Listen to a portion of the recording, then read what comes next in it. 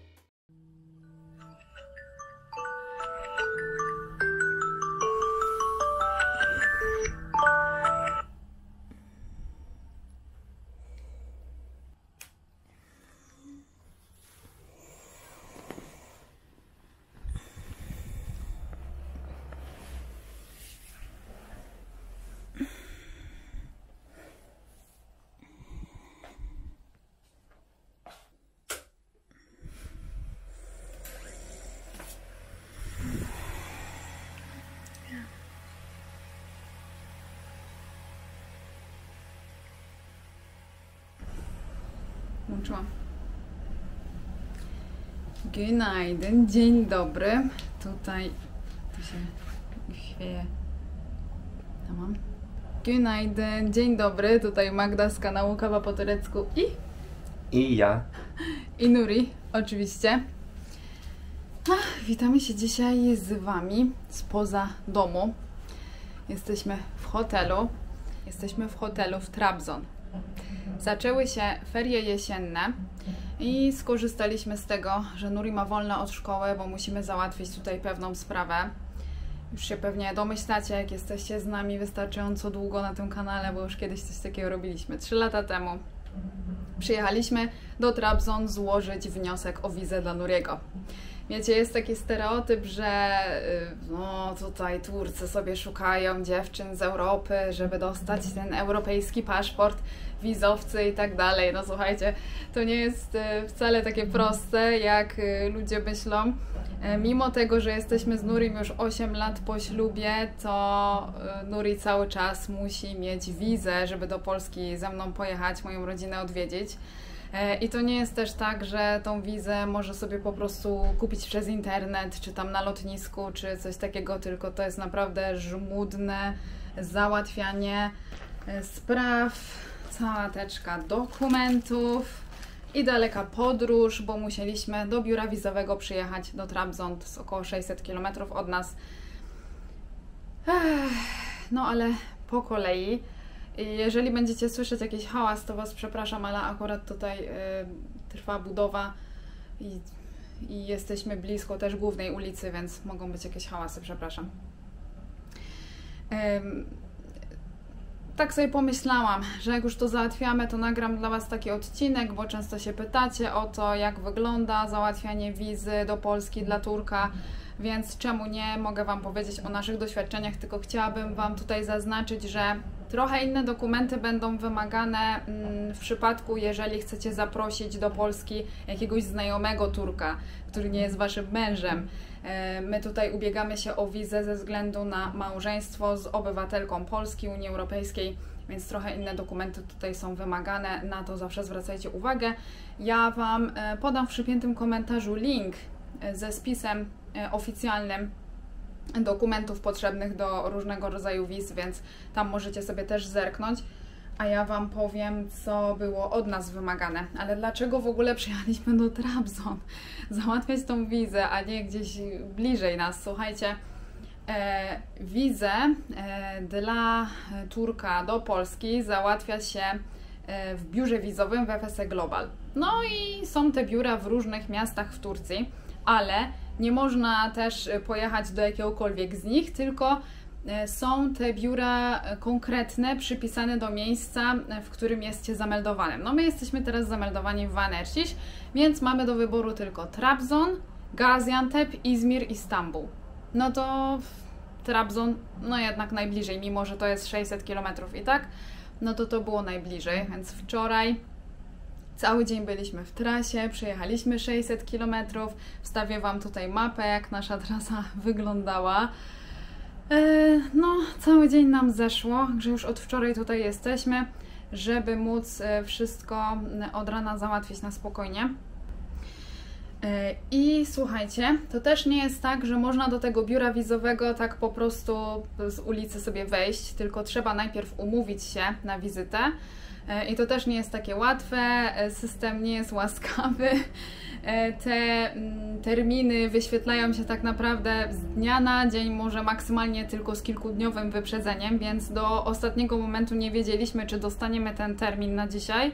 Więc ciężko było też w ogóle zaplanować ten wyjazd, bukować hotele i tak dalej, wszystko na ostatnią chwilę. No ale udało nam się zdobyć wizytę, termin na dzisiaj jest 13 listopada, poniedziałek na 10. No i dlatego już wczoraj byliśmy cały dzień w trasie, żeby dzisiaj od rana już być tutaj gotowym, chociaż jesteśmy w bardzo dobrej lokalizacji, łatwo to załatwimy, ale o tym Wam za chwilę powiem. Dobrze, no i teraz przejdźmy do dokumentów. Widzieliście, cała tutaj teczka. Ja mam tutaj listę tego, co było od nas wymagane, już Wam tutaj powiem. Pierwsza sprawa to wypełniony wniosek do pobrania ze strony tego biura wizowego. Zdjęcie biometryczne, Nuriego oczywiście, ksero tej pierwszej strony z paszportu z tymi wszystkimi danymi, ksero poprzedniej wizy albo jeszcze wcześniejszych, jeżeli wcześniej też były. I teraz tak, bo tutaj są dokumenty dotyczące pobytu w Polsce. Jak się składa wniosek o wizę, to nie można złożyć wniosku tak po prostu, tylko trzeba podać, kiedy będzie przewidywana wizyta w Polsce i też jakieś dowody na to.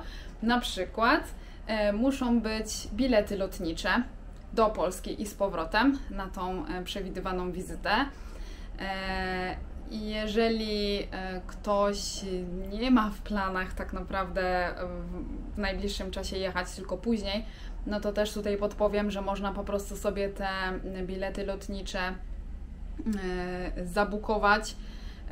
Takie bilety, które są z możliwością zwrotu i po prostu później jak ta wiza przyjdzie, to można te bilety zwrócić. No ale do składania wniosku trzeba bilety lotnicze mieć do Polski z powrotem albo jakikolwiek inny bilet przejazdu, dowód na przejazd, nie wiem, autobusy, pociągi, cokolwiek. Trzeba też mieć na ten czas pobytu w Polsce wykupione ubezpieczenie i też z konkretnej firmy ubezpieczeniowej, która jest podana na stronie biura wizowego. Dalej musi być też dokument, że osobę stać na ten pobyt, więc wymagają na przykład 3-miesięcznego wyciągu z banku, no albo na przykład jakiegoś potwierdzenia wynagrodzenia od pracodawcy. Dalej musi być też dokument potwierdzający, gdzie ta osoba będzie przebywać w Polsce i w naszym przypadku mamy to zapisane w zaproszeniu, które ja piszę.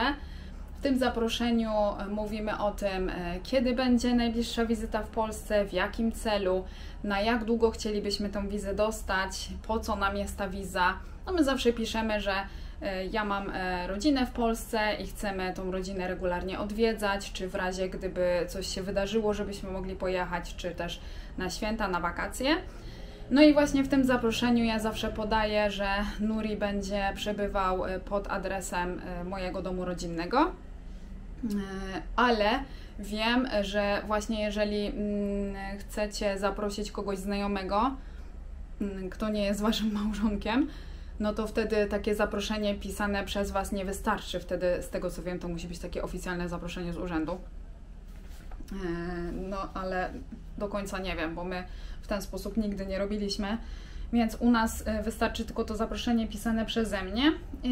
I dalej musi być jeszcze dokument potwierdzający, że Nuri będzie miał wtedy wolne z pracy.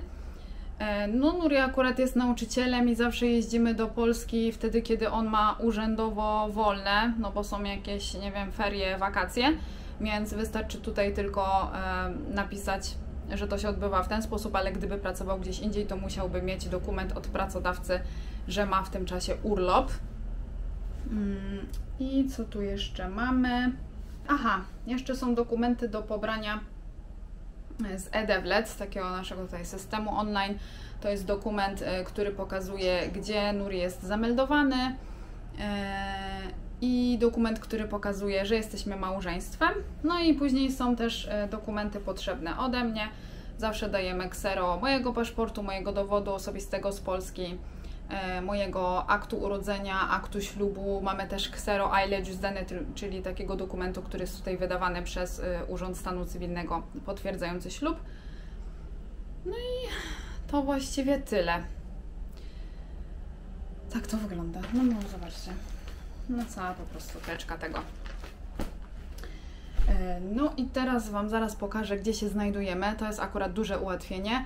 Zaraz idziemy na naszą wizytę. Jeszcze została chwila czasu i zobaczymy, jak to pójdzie. Mam nadzieję, że pójdzie to sprawnie, że mamy wszystko i że niczego więcej nie będą wymagać i na nic nie będą krzywo patrzeć i marudzić. Trzymajcie kciuki. Znaczy, no jak Wy to oglądacie, to już jest po wszystkim, no ale i tak trzymajcie. Czy coś jeszcze miałam tu powiedzieć? Nie? Dobrze, to teraz Wam pokażę, gdzie się znajdujemy i ruszamy za chwilę na śniadanko szybkie, a potem lecimy już do tego miejsca grozy.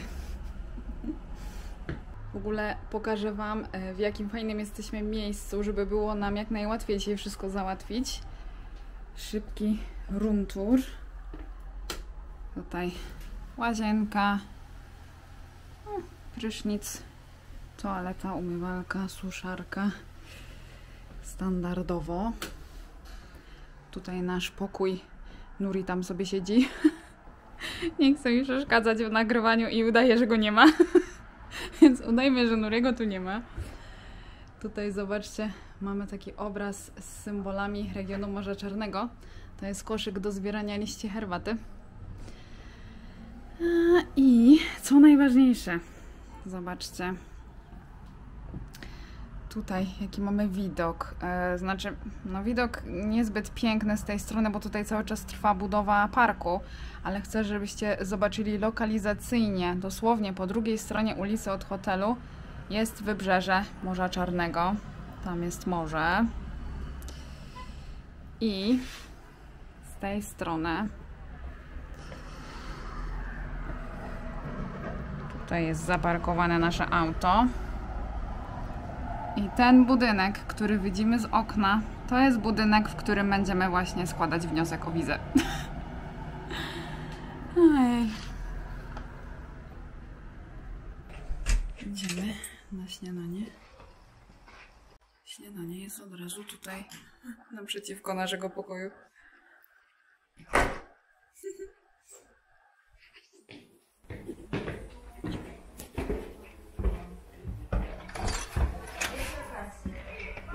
Najdę.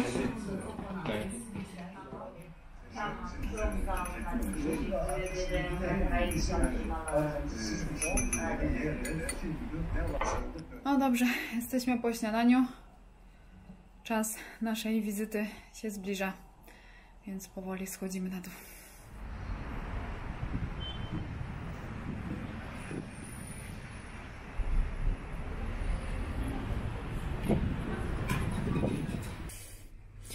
Jedziemy. Gotowy? Tak. Nastrój dobry, widzę. Tak, a ty? 6. piętro, to tu.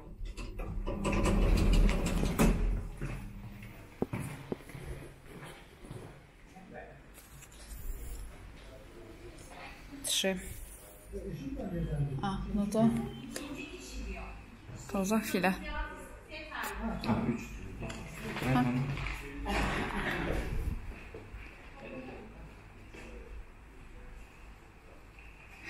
Zobaczymy.